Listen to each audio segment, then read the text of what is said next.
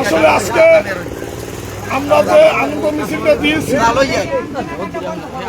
আসলে আগের 17 বছর আর এখন আছে 1.5 বছর, এই 18.5 বছর পরে আমরা বরগুনা জেলায় আমাদের মনের মতো একটা নেতা পাইছি। প্রথম সে সভাপতি হয়ে আমাদের মাঝে আগমন করছে এবং দেশ নায়ক তারেক রহমান তার সঠিক সিদ্ধান্ত, সঠিক প্রার্থীকে, আমাদের প্রিয় নেতা নজরুল ইসলাম মোল্লাকে মনোনয়ন আজকে প্রার্থিতা ঘোষণা করছে।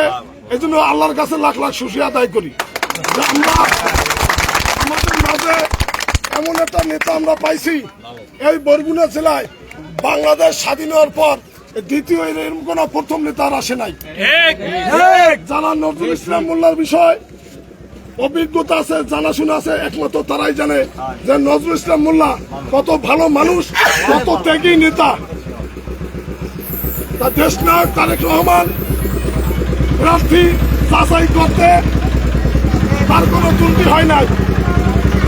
যখন দেশ নায়ক তারেক রহমান প্রার্থী বাছাইয়া ত্রুটি করে নাই, ভালো একজন প্রার্থী দিছে, আমরা ভালো একজন প্রার্থী পাইছি। আমরা চাই এই ধানের শীষের যে কান্ডারি, যারা দেশ নায়ক তারেক রহমান আমাদের মাঝে পাঠাইছে, আমরা যেন তারা ভোট দিয়া ধানের শীষে ভোট দিয়ে যেন জয়যুক্ত করতে পারি। আমাদের প্রত্যেকটা কর্মীর আসলে আমরা কেউ নেতা না, নজরুল ইসলাম মোল্লাও নেতা না। দেশ নায়ক তারেক রহমান তার নেতা বলছিল, সে বলছে না আমি দলের একজন ক্ষুদ্র কর্মী।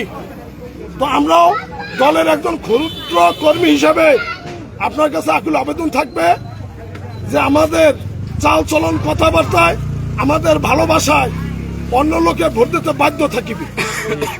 আমরা যেন এক একটা কর্মী এক একটা ভোট তৈরি করতে পারি এক একটা ঘরে, এই আশাবাদ ব্যক্ত রেখে এবং নজরুল মোল্লা যখন ঢাকা থেকে আমাদের ইউনিয়নে আসবেন, সর্বপ্রথম আমাদের সৌভাগ্য যে আমাদের 18 গাছি ইউনিয়নের মাথায় শাখা দিয়ে তার সর্বপ্রথম নামা লাগে। তা আমরা যেন তারা সেইভাবে আমরা যেন তার জন্য আমরা সেইভাবে আগমন করতে পারি, এই আশাবাদ ব্যক্ত রেখে আমি আমার ক্ষুদ্র কথা শেষ করলাম। আল্লাহ হাফেজ। বাংলাদেশ জিন্দাবাদ।